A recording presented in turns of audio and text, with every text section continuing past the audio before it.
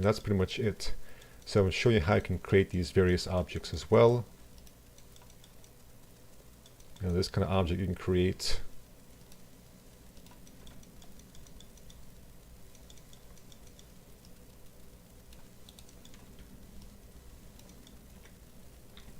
just insert your initial loops,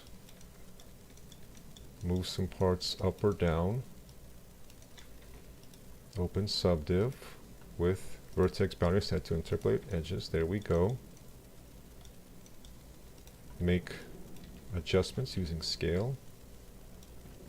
Insert loops to give yourself more control. Just do some scaling.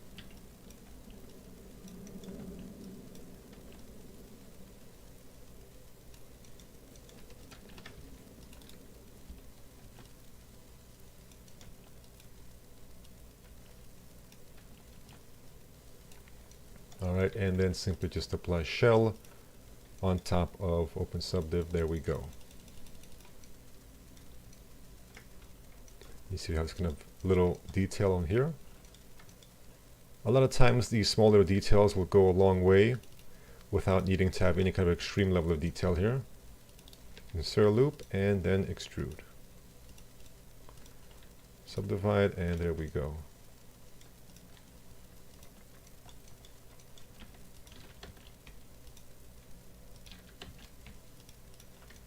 Alright, and they have obviously subdivided as well, so they would have a layer of turbo smooth open subdiv on top. There we go.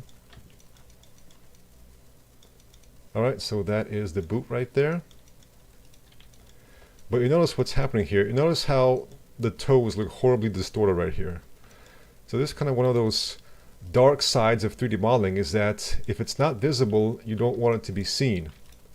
So in this situation here, the boot was designed to be kind of sharp like this, which means that obviously the foot would be kind of unable to comfortably fit in there. So instead of kind of changing the shape of the boot, you know, having it be more like this, for example, they decided to change the shape of the foot right here and just kind of quickly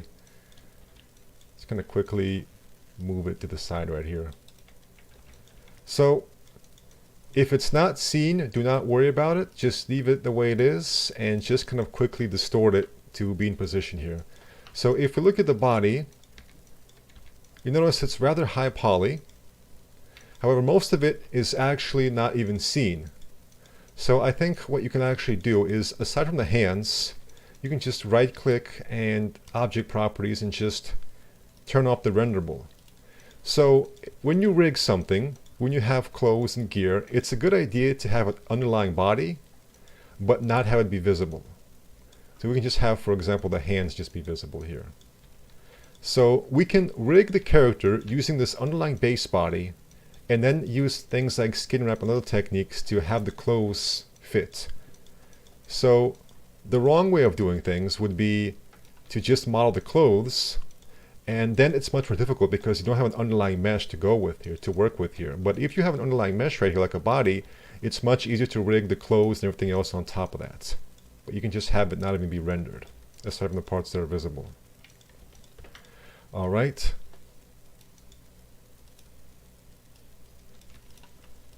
But it's just kind of funny to see kind of the toes horribly skewed like this without even kind of worrying about how they look underneath, because it's not visible. If it's not seen, do not worry about it.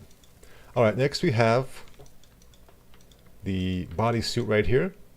And notice how you don't even have to worry to make it connect. This is another sign that something has been subdivided when it kind of looks like that. And to show you how that looks like, if I create a plane real quick.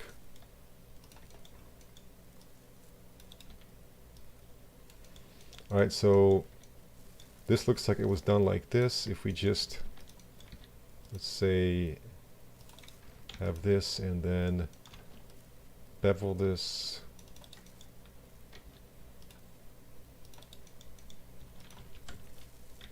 Alright, so this is unsubdivided. And this is subdivided. And I think it may be extruded a little bit here as well. So there we go. That's why we got this happening. Alright, so once again, notice how these details are not done with displacement. There's actual geometry here. And it looks like it was kind of maybe manually or automatically retopologized, and then some additional details were added on here. So the way that you would add these details, you can see these various kind of seams here, is that we can just use a loop. We can just extrude it and add some support loops, and there is our detail. You can do this to add various seams, so I can just double click on here where I want the seam to be, and just, for example, use extrude. And now we have a seam right here. You can add, sometimes you want like kind of a small bump, so what I can do is select that and just do another extrude. This time change it to a positive value and change the base width like so. So now we have this kind of positive bump right here. But of course this requires you to have good topology in the right places, otherwise the loop will not go where you want it to go. That's why in some situations it's a good idea to manually retopologize something so that you get your loops going in the right position. You can see we have a few kind of remnants from the sculpting, which makes it obvious this was sculpted. Because if you use Models Designer to create your clothes, they don't actually have these kinds of folds. These are kind of more reminiscent of ZBrush folds as opposed to physically simulated Models Designer folds right here. That is how you can create these kinds of details here.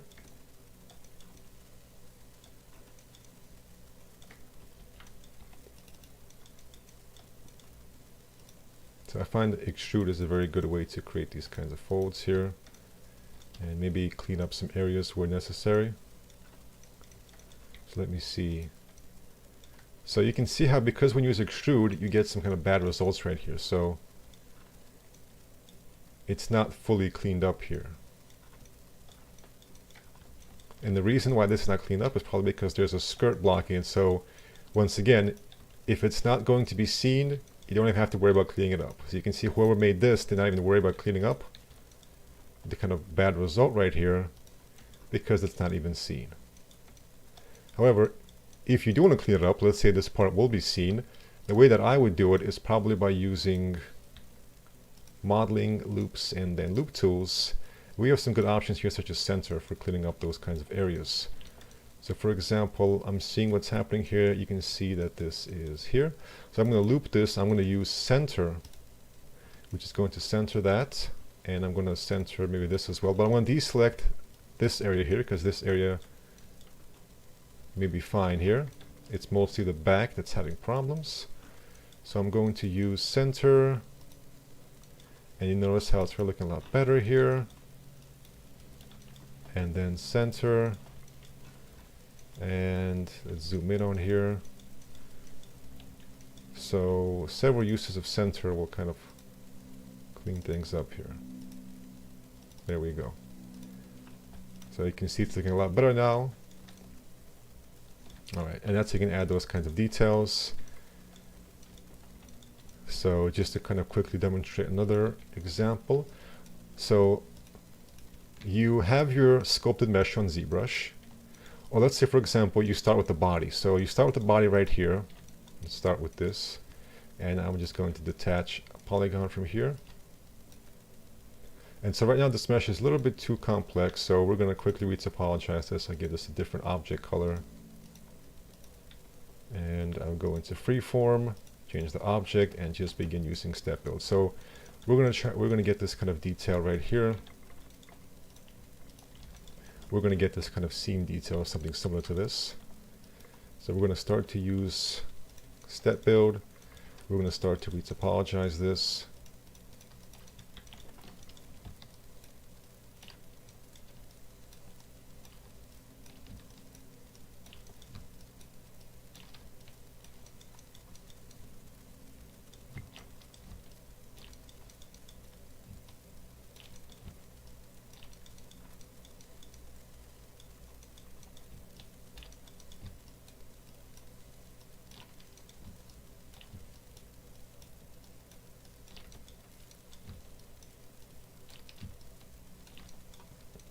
Alright, so as you're doing this, you're kind of thinking about where you want your seam to flow. And you can kind of fix up some areas as they pop up.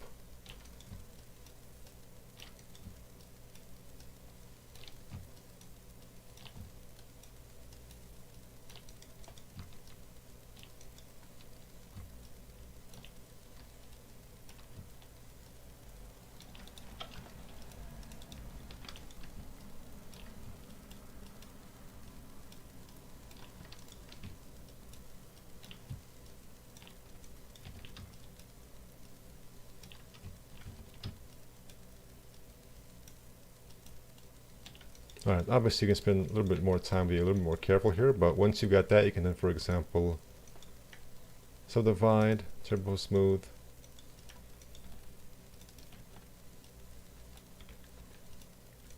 and then you can go in here and maybe fix up some additional areas here, or once again just use conform. There we go, and then you can go in here and add the kind of seam that you want. Notice how these polygons are not quite even. So what we can do, for example, is use swift loop, then hold down Control Alt and left click to even things out. So now this loop here is a lot more even, and we can use this to create that seam. There we go. So that's how you can create these kinds of details.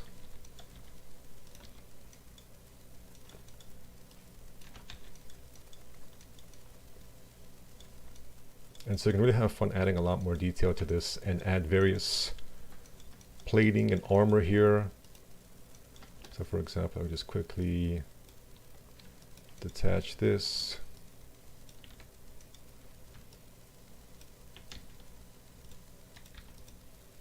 All right. I'm going to just cut, delete, all right.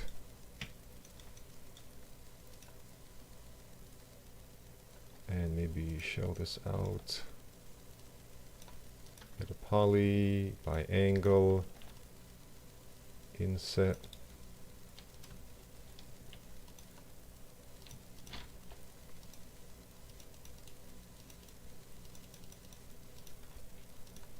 And so here we've got a quick padding happening right here. So you can see I can quickly add these kinds of details. We can have some sort of belt through here, for example. So what I can do is, let me delete these. All right, turbo smooth. Do a little bit of conform.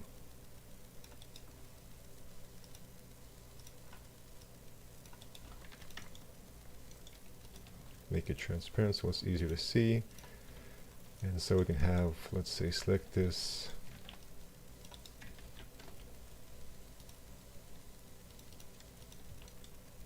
All right.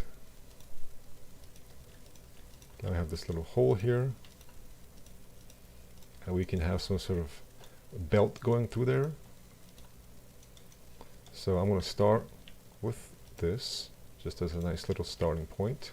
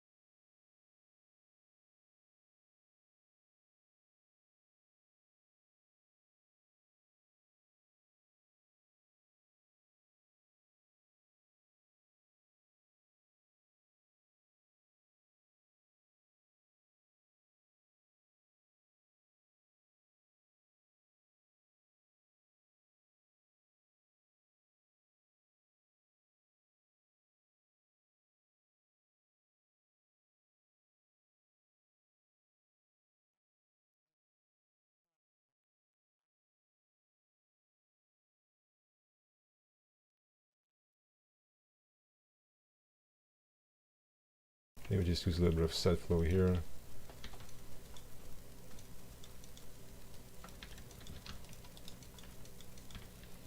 Alright, then I can use shell to show this out. And now I have this nice little belt detail going into here, which once again we can add further detail to just by using loops and just by extruding here.